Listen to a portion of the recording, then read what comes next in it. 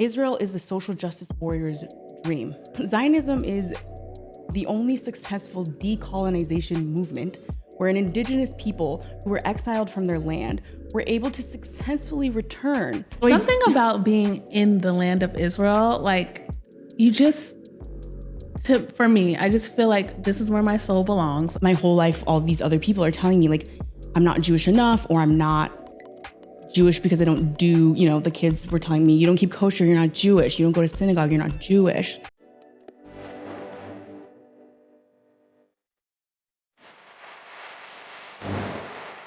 Welcome back to another episode of Black and Jewish. Today I am joined by a friend, colleague, and just an overall special woman, Amy Albertson. She is a Chinese American Jewish advocate and educator.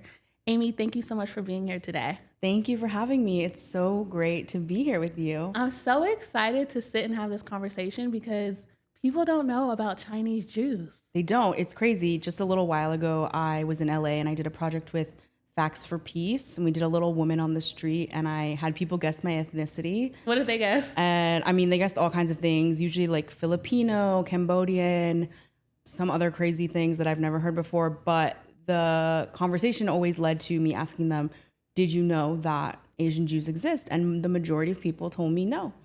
Tell me about how you grew up, about your parents, about your Jewish upbringing, and everything about your upbringing in terms of your Judaism. Sure. So if you asked anyone that grew up with me if I would be a Jewish advocate and educator, that I would have moved to Israel and become a citizen, no one would have guessed that or maybe believed that. I come from a mixed family. So my mother is Chinese American, not Jewish, and my father is a pretty classic Ashkenazi Jewish guy that grew up in the valley.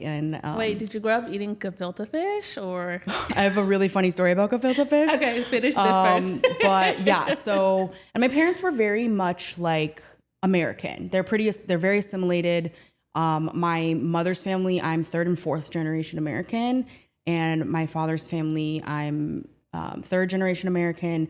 And my dad also didn't really feel super comfortable with his Jewish identity. It wasn't something he really went out in the world and like told a lot of people. It's not that he hid it or anything, but he could often, pass as a regular white guy, and he was fine with that. And so we did grow up with I always knew I was Jewish. I always, if someone asked me, what are you? I always said I'm Chinese and I'm Jewish. And I just didn't really even know what that meant. I wasn't equipped to like explain it to people. So of course people were like, how can you be Chinese and Jewish? And I'm like, I don't know, like I was born that way. My dad's Jewish and my mom's Chinese. What do you want? Yeah.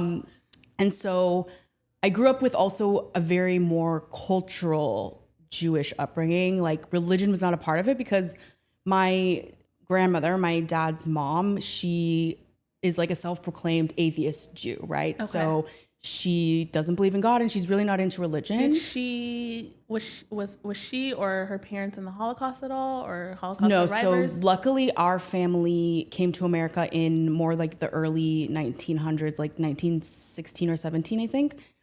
They came from what is present day Ukraine, but was Russia when they left. Okay. And so luckily, no, they came before the Holocaust, and I don't actually know if we lost family members in the Holocaust. I'm sure we have distant relatives that were, but the Holocaust wasn't really a part of that story, luckily.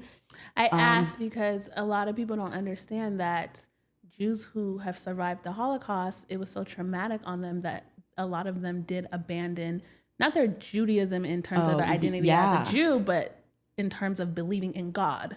Yeah, because they really felt like if we were God's chosen people, why did this happen to us? Sure, yeah. No, I think it's just my grandma, as she grew up, she got really into academia. She eventually moved to Berkeley, where she lives now. So you can imagine she was a very, very active feminist in the height of the feminist movement, things like this. So, but being Jewish is still important to her. And like we always did Jewish holidays and things, but they were very much more on her own terms a bit, and much more cultural and different than maybe some of my Jewish peers were growing up with. I also didn't grow up affiliated in like a synagogue community or something like that. Okay, so you have a fairly like sprinkle of cultural Judaism in there. And then you grow up and you're like, I'm going to Israel. So how did that happen? It gets even more complicated. So I went to Catholic high school. Oh, wow. Okay. Because where I grew up in Sacramento, the only private high schools were Catholic. And I, being the academically inclined young lady that I was, asked my parents if I could go to Christian Brothers High School because it was college preparatory and known for being really a great place to go academically. So I went to Catholic high school, and that was the first time I was really getting exposed to religion, obviously from a Catholic perspective. And we did study things like the Old Testament and the Jewish holidays and culture, obviously through a Catholic perspective. And this was when people started to talk about Jews. And I was kind of like, I feel like some of this is not right, but I just didn't know enough to explain why. And so I had Catholic people telling me like, oh, you don't keep kosher, then you can't be Jewish. And I'm like, I know that that's not right, but I couldn't explain to them why. Okay. So that's when I started to, one, identify more strongly as being Jewish. And I asked my grandma for a Magen David necklace. And I started wearing it every day to school. And then when I went to college, I was like, okay, I'm gonna learn about this. So I went to college in Portland, Oregon, not a great place for Jews. And I decided to, one, I went to Hillel. So I started going to Shabbat dinners. I made a bunch of Jewish friends. I'm also the kind of person who was always getting involved in like taking leadership positions. So then I ended up helping them organize and becoming the vice president. And then I also went to different synagogues in Portland and met with different rabbis until I found one who I connected with. And Rabbi Zuckerman, I don't even know where he is in the world right now. Shout out to Rabbi Zuckerman. Shout out to Rabbi Zuckerman, wherever you are. And he was the first one who didn't ask me if I wanted to convert because my dad's Jewish and not my mom. He didn't ask me any of these. He was like, okay, great. You want to learn? He gave me books off his shelf. He told me when services were. He introduced me to the education director, who was like this shiny Persian Israeli woman, Doris, who's amazing. And then I ended up working for Doris. And yeah, it kind of just stemmed from there. I became like obsessed, basically.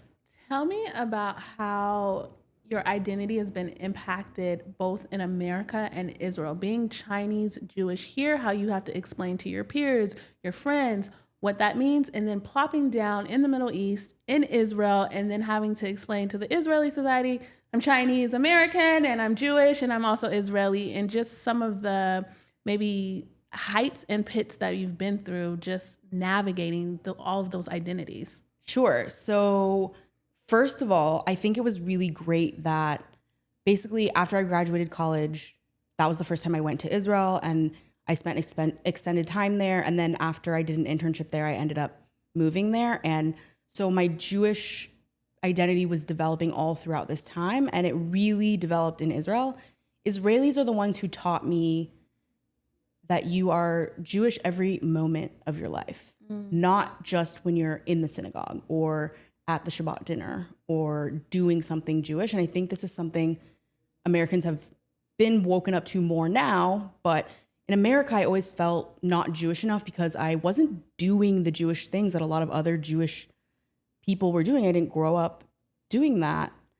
So did you feel more Chinese, or did you feel just American in America? In America, I mostly just felt American for most of my upbringing because in Sacramento, it's very diverse. There's a lot of Asian people, but there's also a lot of just different types of people. I was in a mixed family, but it wasn't rare where I was. Like I grew up with lots of mixed people. So I didn't even think twice about it. It wasn't until I went to Portland, which is 95% white, that I realized that I was apparently a person of color. And I started to be treated as such. And then that was also where I was, growing in my Jewish identity. And I experienced a lot of antisemitism on campus. I ended up starting the Israel group on campus and became, oddly enough, the face of Jewish students on campus. So it was very interesting because, yeah, like even within just growing up in America, my experience in Sacramento versus in Portland was so different. And then when I went to Israel, on the positive sides, right, it's like I learned about this all-encompassing Jewish identity that we're Jewish all the time, like we're just Jewish humans. So it really clicked for me when I was actually on my birthright trip, and our moderator, our madricha. Yeah, Madracha. Our madricha asked us. Wait, people don't know what Madracha means. So our guide, our Yes. leader, asked us. I keep hitting the microphone. Our leader asked us to partner up and to tell each other our first Jewish memory. And I was paired up with one of our Israelis, and he was like, "I do not understand this question." And she was like, "Why don't you understand the question?" And he's like, "Well, first of all, I'm not religious, so I don't know if you mean like that kind of memory." And he's like, "But also like I'm a Jewish man who lives in the Jewish country. Like I think every memory in my life is Jewish. Like I'm a Jewish person and I exist like that all the time." And I was like, "Oh my God, that is like so interesting and so true. And like, why is it different for us in the diaspora? Because yeah, okay, we're not, I guess we just don't feel Jewish when we're not doing Jewish. But do you for also me, think it's because we're not in the land? I think so. Something about being in the land of Israel, like for me, I just feel like this is where my soul belongs. I know not every Jew wants to live in the land, but I think every Jew who, even if you don't live in the land, when you go to visit the land, it's just like there's an awakening in your soul that is different, even if you're just born in America. You know, you do come alive differently in Israel, I would say. Would you agree? Or I do agree. I definitely think I feel that. And even my dad, when he came to Israel to visit me, was like, yeah, it's weird because I'm not religious and, I never really connected with my Judaism, but like I feel what people tell you they feel when they go to Israel, right? But the other thing is, for me, I didn't grow up doing a lot of Jewish. So I was like, yeah, exactly. Like I still felt Jewish and I would tell people I was Jewish, and it was very clear to me to identify myself as a Jew, even though I didn't do Jewish the same as my peers. So for me to hear that was so refreshing because, my whole life, all these other people are telling me like, I'm not Jewish enough, or I'm not Jewish because I don't do, the kids were telling me, you don't keep kosher, you're not Jewish. You don't go to synagogue, you're not Jewish. Like all these things, but I'm like, I am. Yeah. And so that was really helpful for me personally. What do you think that Israeli Jews and Jews in diaspora, what can they teach each other? So first and foremost, I think this idea of that we are Jewish every moment of our life, everywhere we go, we are Jewish. And that's why something I really tell people on my social media is like, when you walk into a room, let people know that you're there and let them know that you're Jewish, because they need to know that we're here and we're around. I think also something that maybe in the diaspora people in Israel can learn is a little more tact when it comes to talking to people from different places. Like I do think there's a balance somewhere in between. Israeli no filter will literally ask you anything within a minute of meeting you, and then American extreme political correctness where it's like we can't even have a conversation because every word is triggering apparently. Okay, they need to meet in the middle. Okay, given that those are the two extremes, I have to agree with you. Which extreme would you prefer to live in? So I definitely prefer to live in the Israeli extreme. Same. Even though ironically I do live in America now, and I also live in the Bay Area, which is like very politically correct, king of all political correctness and social justice. So I realize the irony in that. But yeah, like growing up, I was always very, what Israelis would call like huspanit. Like I was always very assertive. I felt free to voice my opinion. And it was honestly like looked down upon a lot of the times. So you fit into Israeli society. I definitely did. It was so funny because when I went to Israel, people were like, "Oh, you're so sweet and polite." And I was like, "Oh, really? Am I?" You're like, "No, I'm just like you guys." Yeah. Yeah. So that was great. So I think that's something that they need to meet in the middle. They need to have a conversation and figure out the balance. Okay, so as you know, we as a people are going through a very, very difficult time in our history. We're going through a very strenuous war, very horrific war, and we have ties to both America, both Israel, the Jewish people, the land. We also understand, because we both lived in Israel. You lived in Israel how many years? 6 years. 6 years. So you have this insight of Palestinians and Arabs, and you've done life with them. You see them. I know everyone thinks that like Arabs are not part of Israeli society, even though 2 million Arabs are Israeli citizens. How are you navigating everything we're seeing coming out of America from non-Jews in terms of saying that Israel is committing genocide, Israel is this white supremacist state, it's racist, it hates black people, it hates all non-white Jews. Well, I don't even like the term of white Jews because Jews are from Judea and Samaria and they were exiled to Europe. They are not descendants of Europe, but okay. Here in America, they're called white Jews. So we'll just go with that for now so people can understand that, I guess.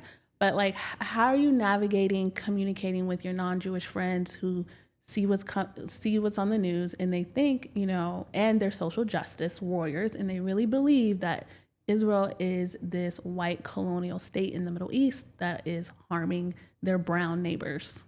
So, I mean, first and foremost, I'm like, hello, hi, I'm a non-white Jew who moved to Israel and became a citizen, and I didn't leave because Israelis were mean to me and made me leave.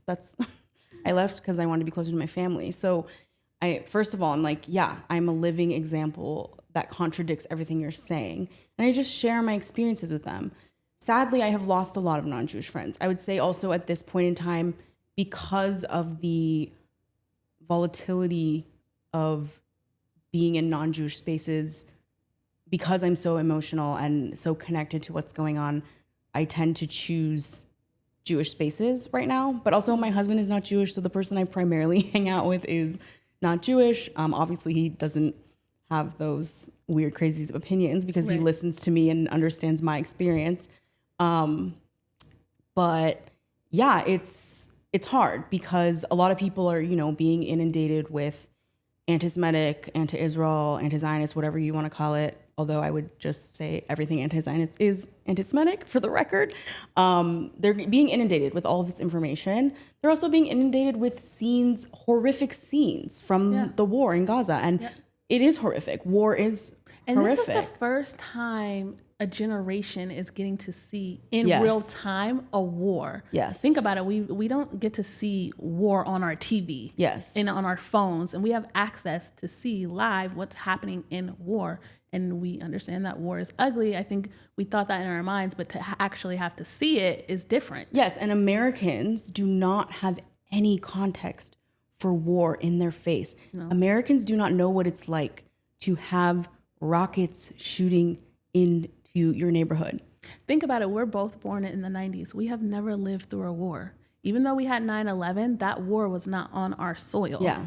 We've never lived through a war. We can't, like, we can't really understand what that means to live next to people who want to kill you. Yeah. So, and I did live through Israeli, I don't know if they were ever considered official wars, but escalations. I did have to run to bomb shelters. I did see rockets flying overhead as I'm walking my dog, you know? So it really changed my perspective in that way. And so, you know, I can share those experiences, but I think also it's just about education. You know, a lot of these people, they're repeating or reposting the buzzwords of genocide, apartheid, all of those things, but how can you even talk about it when you don't even know where it is on the map? You know, people are simultaneously saying Israel is occupying Gaza while they're saying Israel's trying to take over Gaza. Well, which is it? Do we occupy it or are we trying to take it over? They don't know that we actually left and gave it back to the Palestinians in 2005 unilaterally, and this is what we got. So I think it's just that people just don't know literally anything. And they don't know anything about Jews. They don't know anything about Israel. They don't know anything even about Palestinians. Amy, from your perspective, since your background is media, marketing, and social media, why is Israel losing the PR war? Like, why? What do you think we could be doing better? And what are we doing currently that is not working, in your opinion? I mean, so there definitely are things that we could be doing better. I do think a lot of the Jewish resources in the established Jewish world. So I also work in Jewish nonprofits and have for the past 10 plus years. So one thing I think is the world is changing and the Jewish establishment isn't changing with it or hasn't changed fast enough with it. So a lot of resources are not going into the right places. But I'll also say it's really, if you look at it from a numbers perspective, and with social media, it is a lot about numbers, a lot about data, a lot about analytics. And if you think about it, there are only, they say, like 16 million Jews on this earth. And how many of those Jews are actively on social media? And then how many of those that are on social media are actually talking about this stuff and educating others the way that you and I are? And then you look at, I guess we can say, the Muslim world, even though I really don't like to frame it in that way, but let's just say there's billions of Muslims on this planet. It's growing every day. And so if you do the same math equation, we're already outnumbered automatically. So that's one thing. You also have these other influences like, Russian bots and Chinese bots and Malaysian bots, Qatari money, so many things that are invested against us, which I guess is another place where, we could be investing that money ourselves in similar ways, but we also don't like to do that, right? I don't want Israel or the Jewish world to invest billions of dollars into bots to go inundate people with misinformation. Like, we just don't do that. So I think it's really hard because it's coming from, all of these fronts. We also have the added issue of what's embedded in academia, and then that's getting into society through that. And it's very hard to compete with these things. On paper, Israel is the social justice warrior's dream. Zionism is, correct me if I'm wrong, the only successful decolonization movement where an indigenous people who were exiled from their land were able to successfully return and gain sovereignty in their indigenous homeland, not only survive, but we are thriving. We have developed some of the most amazing technology in this world. We have the best, equality for women, LGBTQ people, minorities in the Middle East. And yet the world and a lot of the, liberal, progressive people and movements somehow hate us. And at the end of the day, after doing this work for so many years, I've gone over and over and over again. I'm always the last person to immediately call someone an anti-Semite, but at the end of the day, I gotta call it like I see it, and it's anti-Semitism. I want to touch on the liberal progressive left here in America. As we both know, most American Jews fall into that demographic. And we've seen that what I call the woke religion. Yeah. We've seen that the woke religion said, oh, Jews, you are not a part of this religion. Yes. And we've seen that American Jews have had a rude awakening. Yes. They're like, listen, we supported Me Too. We supported Black Lives Matter. We supported all the social justice movements. And now the woke religion is not supporting us. And you guys, we're also a minority. So why aren't we being supported? What is your take on that? I think, so a couple things. So one, yes, it has been a rude awakening for many self-prescribed progressive Jews. I live in the Bay Area, which is full of these people who were so deeply embedded in the woke religion, as you call it. And they, since October 7th, have really had a hard time understanding this and standing up for themselves, to be honest. A lot of them have been made to feel guilty for being proud of being a Jew, for standing up for Israel in this time. And I continue to tell them, you should not feel guilty. These people who say they're offended by what you're saying, what are they offended about? What are they guilty about? Exactly. What is their? No, I'm asking. Oh, what do they say they're guilty about? They're being gaslit. They're being told that they need to feel guilty about it. And a lot of the times, people will, show me messages from their quote unquote friends who say I just can't be friends with you anymore. I'm so offended by everything you're posting about Israel. And what I tell to these people is, first of all, that's not your friend anymore, because if they can't accept you as a Jew who supports their own existence or the defense of, their Jewish homeland, they're not your friend. And second of all, why is that person offended? You don't post about Israel thinking about their feelings. This has nothing to do with them. You post about Israel because you're a Jew, and Israel is under a threat in a war. We still have 120 hostages in Gaza, and you're posting about Israel because you care about that.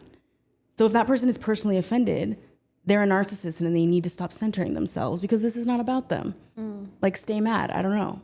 It's so interesting because I also tell people, you know, the people who lost their lives on October 7th in Kibbutz Be'eri and all of those areas, they chose to live in those areas. Those people were peace activists. And so they had tons of criticisms for the Israeli government. They actually believed that Palestine should have a state. They actually wanted to have more rights for Palestinians and fought for those things. That was their life's mission. And that is why they lived along the border so they could create peace. So in much respects, they were progressives, for the lack of a better word, for in Israel. Because, you know, the left in Israel is not the same as the left in America. Our politics are different, but just so people can understand. And so I find it difficult that people don't get, like, listen, you're a social justice warrior. Why aren't you supporting these social justice warriors? Yes. And it's very interesting because also, if you look at the movement, the pro-Palestinian movement, look, I also am a big proponent of two-state solution. I never voted for any right-wing governments when I lived in Israel. In Israel, I think I'm seen as a leftist, and then somehow in America, I'm a crazy right-wing person because I believe in Israel's right to exist and defend itself. And I think it's just so interesting because the loud majority, maybe this isn't the actual majority, but based on what we're shown, the loud majority of the pro-Palestinian movement, people can't see I'm doing air quotes. This is a podcast.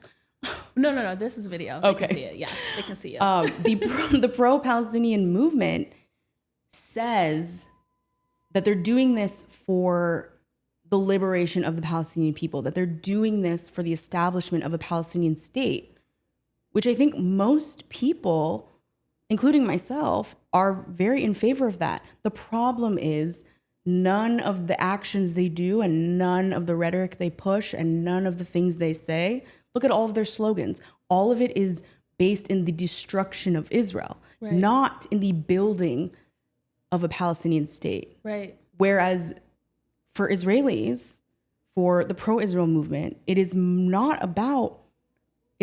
not about, of course there are outliers, of course there are extremists, but we are not here to commit genocide against the Palestinian people.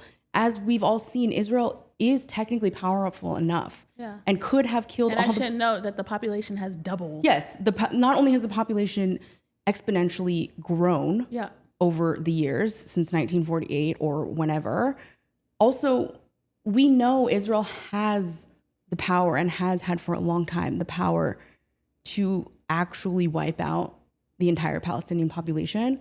But Israel hasn't done that because that's not what we want. Right. That's not our goal at all. Right. Our goal is to live in peace. Right. Yeah. I agree with you. I mean, I don't have the stance that I support the two-state solution, just because my overall stance is the Torah view of, listen, the land of Israel was given to the Jews, so therefore we don't have ownership of it, so therefore we cannot give away land. We have a gift from God that we need to steward well, and all the inhabitants of that land, we need to also treat our neighbors well and whoever lives in our land well and have equal rights. But the other reason why I don't support the two-state solution is just because we don't have a viable partner on the other side. Yeah, they don't have a leader that is the Martin Luther King or the Gandhi or the Mandela on their side of in Palestine, or for Palestinians, I should say, that really wants to come and have an agreement. So they don't want a two-state solution. So it's like, you're right. This is why I'm like, it's not a solution. We need to move to something else. But we all know a one-state solution is also not a solution. But we need some type of solution. I mean, right. You're right. And also, and you know, as much as I say I am a proponent of a two-state solution, I guess it's like in theory. Yes, it's like it is in theory, and it's ultimately, yes, things for the Palestinians are not great. Yeah, they need better, but what's happening is not better for them, and it's not. Of course, Israel plays some part, right? Yeah. But it is 100% not solely Israel's fault that they are in this situation at all. And if we continue, the world continues to treat it that way, we'll never solve it. I don't know. Like, I was taught as a very young child to take responsibility for my actions. And also, if you want to solve a problem, you need to find out the cause. Right. And it seems that that's just not how the world thinks about this conflict. And I don't understand why people cannot hold two things as true. You can be pro-Palestine and say you're free Palestine, right? And you can have criticisms of the Israeli government. To me, that is not anti-Semitic. Mm-hmm. And you can say what happened on October 7th was an atrocity. Absolutely. And should have never happened and should never happen. And that Israel and the Israeli people have the right to defend themselves. I don't see why that has to be contradictory.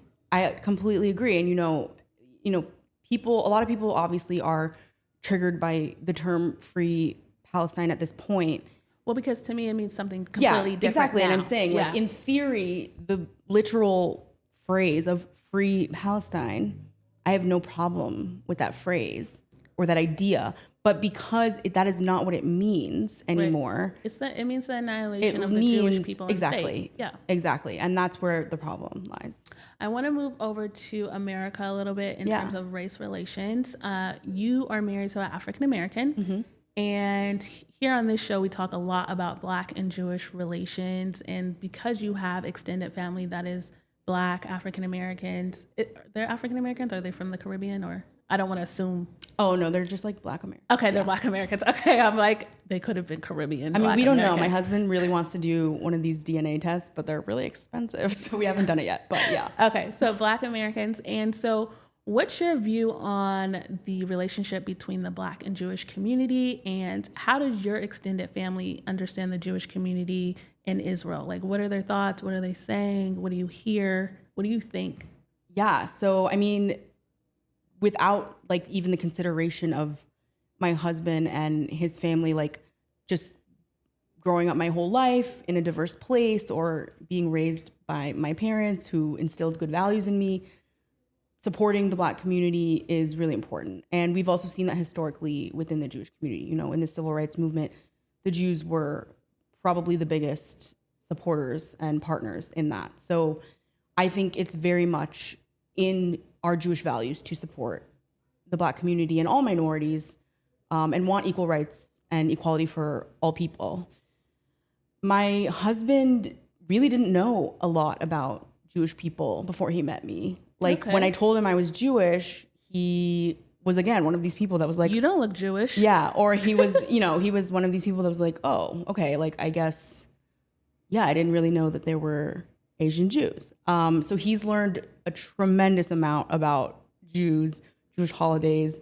It's really cute. Like on the first Rosh Hashanah that we celebrated, he actually like independently went on YouTube and like watched all these videos, and he told me like, I watched a video in this rabbi, and I'm like, wait, what rabbi are you watching? Because as we know, like not every rabbi is the rabbi you want to be watching. But also, like I tell people, listen, Judaism is not something you can really learn on YouTube. Yeah. Have you felt that way? Like it's not really a good resource. Yeah. Like I know everyone goes to like Google and YouTube for their resources on anything, but I find that like Judaism is one of those things that you need to go to the Jewish people to learn. You need to be with the people. I think I really agree with that. Yeah, so it was just like interesting. But yeah, so he's really taken it upon himself to like learn a lot, and he's learned a lot from me. Obviously, his family really didn't know anything about Jews.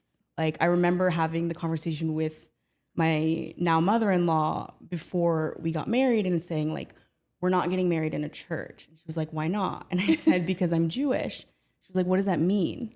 And I was like, well, it means I have a different religion. So we're going to get married in a neutral place. Right. We had a chuppah and stuff like that, but we decided not to get married in a church. No, and we didn't have like a pastor or a priest or anything. And we didn't have a rabbi. We had a friend who did like a secular thing where we kind of combined different things. But is yeah, your husband Christian? So his family is very into church. Okay. My husband personally is not very much into religion. Okay. And so this is so interesting. Now I'm like, so how are you guys going to raise your future kids? Like, well, have you talked about that? Yeah, I mean, he knew when he married me that being Jewish is obviously super important to me. It's like my whole personality at this point. Right. And so he knows that there will be Judaism in our house. But I also grew up with the opportunity to choose more or less, right? Like I always identified as Jewish, but as far as like what path to take or what to engage with, my parents really like let me explore anything I wanted. Okay. And so as much as my children, they will definitely be raised with more Judaism than I was. Yeah. But at the end of the day, I will be happy for them to make those choices for themselves. I like to think if they're my children growing up in a house with me their whole lives, they're probably gonna have strong Jewish identities. Yeah. But at the end of the day, I want to hopefully foster it in a way that it feels very much like from themselves, if that makes any sense. Yes. And of course, I don't have children yet, and everyone has these hypotheticals that they say when they're gonna raise their children. You'll see when you get there. We'll see what happens when we actually have the children. You're going to send them to Israel, though, for a year. So we really want to go. Our plan was, because we only got married in September, a month before the war, and our plan was to go on honeymoon Israel. I don't know if you've heard of this program. It's essentially similar to Birthright. It's a 10-day, it's not free, but it's highly subsidized trip for mostly mixed couples. And so it's like a 10-day trip to Israel for mixed couples who the non-Jewish partner hasn't been to Israel or hasn't had an immersive experience. And Has your husband not been to Israel yet? he hasn't been to Israel yet. Amy! I know. You haven't taken him to Israel yet? I mean, I've been trying, but now there's a war and he's like, I don't want to go now. He's afraid. Even though I'm like, it's the best time to go. I understand. Black people are like, yeah, no. Like what they see on the TV, where like my family's like, I'm like, no, you guys can still come visit me. They're like, no, we see rockets drop in. Yeah. Like, they don't understand. Like, well, if you're in Jerusalem or if you're in it's or not also our everyday life. Or like Israel's not going to let you wander into a place that you shouldn't be. Or yes. It's like for someone who's never been there, I guess right now is not really the best time. But it's funny because all the Jews are just going back. Yeah. Well, because I went in December with AJC actually. And when I told him like I got invited to go to Israel, he's like, absolutely not. And I was like, well, first of all, you can't tell me no. But also like, I think it's going to be fine. Look at you being an unruly wife. What is your dream outcome for Israel and Palestine? Like if you could snap your fingers right now and tell Hashem, tell God, this is what I want to happen with our two people groups on this land with this conflict, what would that be? Oh my gosh. I mean, so that's a really hard question, not only because it just feels so big and complicated right now, but part of it is, I think this is probably another reason why this conflict has gone on so long, is the outside forces. So, obviously this is a hypothetical question, so I guess I could dream it any way I want. But when I think about it, I think like, okay, my first thought is I want the Israelis and the Palestinians to just stop for a second, have more moments of coexistence and like learn who each other are without these like leaders who maybe are indoctrinating them or riling them up to hate each other. And then I think there will truly be a solution. But then I think about all the outside forces that are involved in it. Yeah. And I think that that's also part of the problem. I think that if they could like live in a vacuum and be isolated, the Palestinians and the Israelis, and I'm talking about the innocent Palestinian civilians on the ground who are really getting the raw end of this deal, right? They have Hamas as their leaders. Even in the West Bank, we have Fatah, who is moderate in relativity to Hamas, but they're still not like someone you want as your government. No. There's a lot of indoctrination in their society and all of this. If all of that could just go away and the pure people could just interact and come together, I think we'd probably have a peaceful solution pretty quickly. I love that you said that. When I was in Israel in 2019, I became friends with a Palestinian family in East Jerusalem in Bet Hanina. Mm-hmm. So I was hanging out in Bet Hanina like all the time. I had a Palestinian friend in Beit Hanina. I wonder if we have the same friend. I'll ask you after. And And I was friends with the family, and this is before I kept kosher and stuff, so I ate in their homes. And I remember thinking that same thought you had. I was like thinking on a micro level, because I would see Jews come into their flower shop. Yeah. They interacted with Jews all the time. And I remember thinking, like, on a micro level, we're all the same. They're excited about their children getting married. We're excited, Jewish people, we love weddings, Oh my gosh. and they're excited about birthing a bunch of children. We're excited about birthing a bunch of children. Like, we're so similar in a lot of ways. And I would see so much peaceful interaction. And I thought, wow, on a macro level, if governments could just get it together, we could really have peace with one another, because everyday life, we're exchanging with each other. We're buying from each other. We're on the bus together. 100%. You know what I mean? Exactly. And I used to live in Jerusalem, which I know you live in Jerusalem now. And, when I tell people about, like, I interacted with Arabs all the time.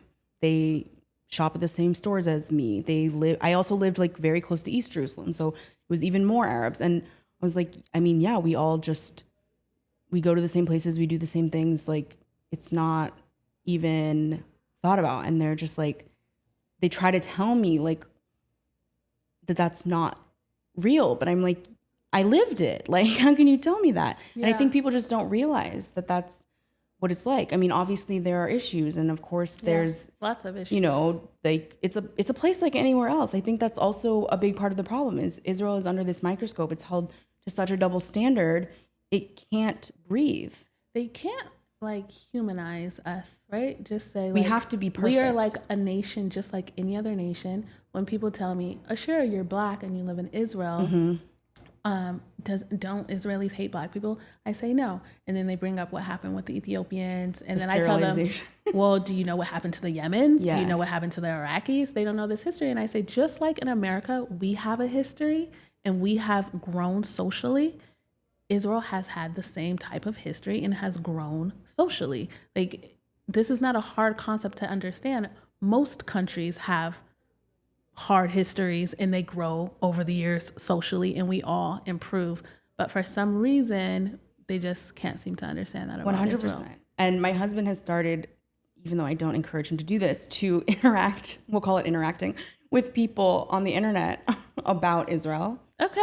You made a little advocate out of him. Yeah, he jumps into some comment sections, and, he's a Black man. So their first things always is like calling him a white supremacist. And then he's like, well. That one's a bit hard for me because I'm like, Yeah, so that's the first thing. And then they're like, why? Or they ask him, why do you support Israel? Or how do you know this stuff? And he's like, oh, my wife is Jewish and Israeli.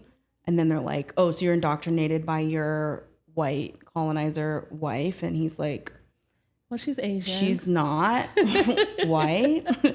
And he also, so one thing is this, he's been encountered a lot with people saying like, oh, but you're a Black man. How can you support Israel? Because they're racist against Black people. They sterilized all the Ethiopians. And so we had to go through the process of learning about that. But he also has now been learning from a lot of Black Jews in Israel and Ethiopian Jews. And he heard like Ashira speak when she came to our community and these things. And so he's learned all of that and he's spreading that word. But he also faces a lot of people who, exactly like you, they're literally telling you as a Black person who lives in Israel what your experience is based on their whatever prejudice thing they heard. Their view of oppressor. Yeah. Oppressor. And so he literally, he shows me these conversations that he has with people where he like shows them, a Ashira telling people to stop telling her what her experience as a Black Israeli is. And the response is, that's a really interesting thing that you showed me, but I just like still don't understand how someone can be like from Ethiopia, but more connected to being Israeli. And I'm like, that's because you're not opening your heart and your mind to listen to these people. Right. I think what I always like to say is as soon as we stop using terms that do not belong to us to define ourselves, it'll make it a lot easier. As soon as we stop saying we are the Ethiopian Jew, we're the Moroccan Jew, we're the Nigerian Jew, we're the Asian Jew, etc. These are just places we were exiled to. We're simply Jewish, or either simply B'nai Israel. But when we are in America, we have to speak in this context, because this is the only context that they understand is the Black Jew, the white Jew. But our Torah doesn't describe us that way. But I do like to end every interview with asking, what do you think the Jewish community could give to the Black community? A positive, like what could they take and gain from the Jewish community? And what do you believe that the Black community can give to the Jewish community? What about their community is positive and that they can give and serve to the Jewish community? That's a hard question. So I think something that the Jewish community has, and look, so I'm now adjacently part of the Black community, right? Like, so I don't know that I 100% can tell this community what to do or what to take or whatever. But I do know that the Jewish community, especially in this time where we have, experienced extreme tragedy, has come together in the most amazing ways. We're more united than ever, although some people would say we're more divided than ever. I see a lot of unity. I see a lot of the things that used to matter that separated us: politics, different types of Judaism, me being an Asian Jew, me being a paternal Jew. These things largely don't matter to a lot of Jews anymore, because they understand, like you said, B'nai Israel, we're Am Israel, we are one people. And at the end of the day, we are all treated as Jews, regardless of all those other things. And so we need to act as one people, because that's who we are. And I think the Black community, and it's unified more. Yeah, and I don't think it's necessarily their fault. I think it's a lot of what's put on them. Just like I think it's a lot put on the Jewish people and probably all minority groups. The Asian community could probably also use this. It's that, things like politics and gender roles, or all of these societal things that outside society puts into your community and that creates division. I think at the end of the day, you just need to remember that you are one people and you're stronger together, and you're stronger when you don't let those things separate you. You can have different political opinions. You can have different thoughts about God. You can have different ways that you pray, that you keep kosher, that you do literally raise your children, whatever it is. But at the end of the day, you support one another, and that's going to make you stronger and more successful. And I think that's a big reason why the Jewish community, although we are so small, has been able to be very successful. So you believe the Black community can learn support and unity and apply those to their community. And what can the Black community give to the Jewish people that the Jewish people need? I think, especially after things like, the death of George Floyd and the starting of the Black Lives Matter movement, I guess. I don't really know about the whole actual organization. There's a lot of problems within the establishment.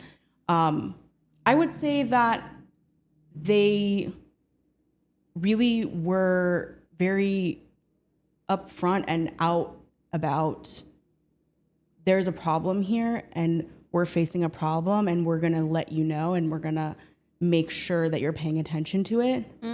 I think as much as because I don't want to take away from the many Jewish people who have decided to start stepping up, to start being more openly Jewish and being more proud. It's obviously a process. The Jewish people have come from a long line of, victimhood and things of like being in the Holocaust. So we went into hiding. Yeah. I think it's hard that intergenerational trauma exists literally in your body. So it's hard to come out. But I think we have to be loud. Right. Especially because we are much smaller. So the Black community can really teach the Jewish community how to be proud, have pride and strength, and stick up for yourself. I mean, I think it's not necessarily even pride and strength. I think it's like, it's almost a demanding. It's almost a demanding of saying, there's a problem here that we are suffering from.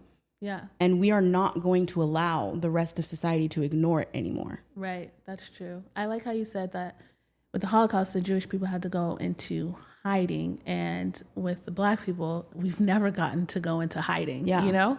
And we never got to go into like blending or any of that. We've always had to be upfront, demand, and fight on the front line. Yeah. So I like both of those answers. Amy, thank you so much for coming on the show today. It was such a pleasure. I could go on and on and on with you. So we'll have to meet and talk again, but it was such a pleasure to have you. Thank you so much. I really enjoyed this conversation, and it's always a pleasure.